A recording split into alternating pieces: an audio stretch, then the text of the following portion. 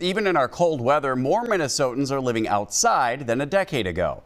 A new survey of the state's unsheltered population in 2023 showed a 10% increase in the unsheltered population from 10 years ago. WCCO's Kirsten Mitchell looks into the new data from the Wilder Foundation and how advocates are hoping it shapes policies to end homelessness in Minnesota.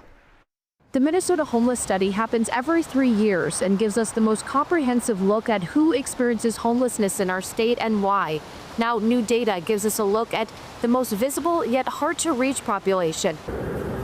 Winter has arrived, so have the dangers for Minnesotans living outside, from battling extreme cold so then you can put like 2 sweaters underneath and be warm, to encampment fires, like this one last week in Minneapolis, where officials say multiple propane tanks exploded, spreading fire to a nearby home. All of our data really points to people doing much better if they are inside. Results from the Minnesota Homeless Study show 78% of unsheltered Minnesotans have lived outside for more than a year and are stuck in long-term homelessness. The things that I think were most disheartening, I would say, are some of the other more specific findings once we really dug into individual experiences. Study co-director Rebecca Sales points to Native Americans, who make up 2% of the state's population, but represent 20% of the homeless population and 23% of those who are unsheltered. That's just a really, really significant gap and disparity to see such a small population represented in such a large way. The study also found unsheltered women experience much higher rates of violence and exploitation than men,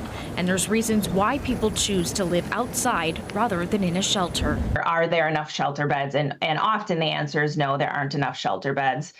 Another thing that is important to consider is the reason somebody might not want to use a shelter, access shelter services is because of past experiences they've had in shelter. Sales says addressing substance abuse and improving access to mental health services would be most impactful. I think if more can be done to address homelessness itself as opposed to the visibility, I think we would be much further ahead. In Minneapolis, Kirsten Mitchell, WCCO News. If you see someone in need in your community, we have resources that can help them on WCCO.com.